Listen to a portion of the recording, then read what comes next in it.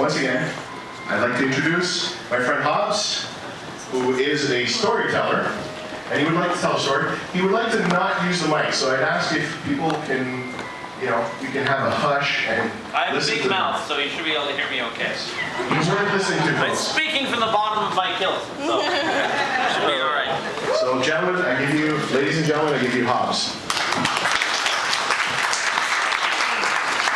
If you need it, turn it on. All right. So I'm going to tell you a story about hope and about fear. I'm going to tell you a story about love, lust, and madness. Now this story is so old that back then even the immortal gods were young. Now, the gods had just created the world. They created the land, the sea, and the sky. They created the mountains, the rivers, and the trees. They created all the human emotions. But just before they created the humans themselves, the immortal gods took the world's first union break. Now, while the gods rested, the emotions were all sitting around, they had nothing to do, and boredom said, I'm bored, I've got nothing to do. Creativity spoke up and said, wait, I've just invented this game.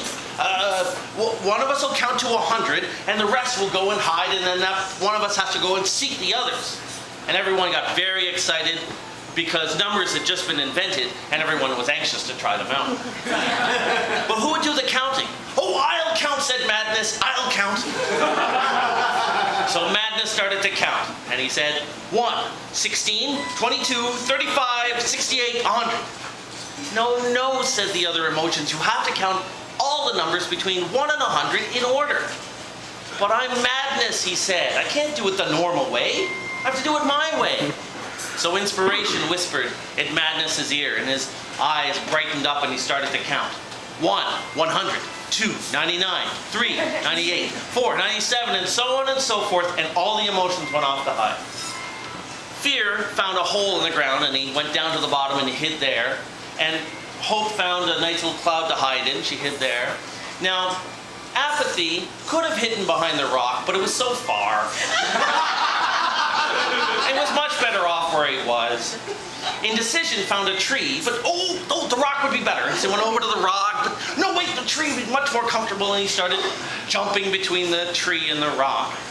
Lust found a pile of hay, and he climbed into the pile of hay, and he dragged the hay back on top of him, and the whole thing started to vibrate on its own.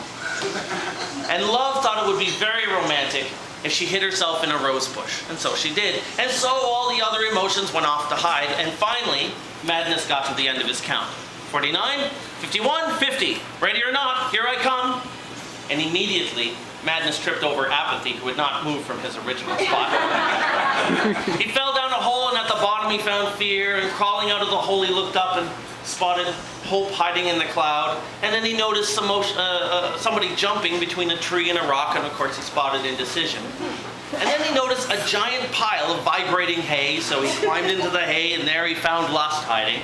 And so on and so forth, and he found all the emotions where they were hiding, but he couldn't figure out where Love was. He searched the earth from one end to the other looking for love, and he could not find her anywhere, and he was getting so frustrated. So when he walked past the rose bush, in frustration, he took both his hands and thrust them inside suddenly. There was a blood-curdling scream. And out of the rose bush came Love. And she had her hands over her eyes, and blood was oozing between her fingers. And when she lowered them, everyone could see that her eyes had been pierced by the thorns in that rose bush. Madness felt horrible, and he fell to his knees before her and begged her forgiveness. I'm so sorry, he said, it was an accident. Tell me what I can do to make this up to you. And Love said, now that you've taken my sight, you will have to be my eyes from now until all eternity. So from that day to this day and all the days in between, Love is blind, but she is guided by madness.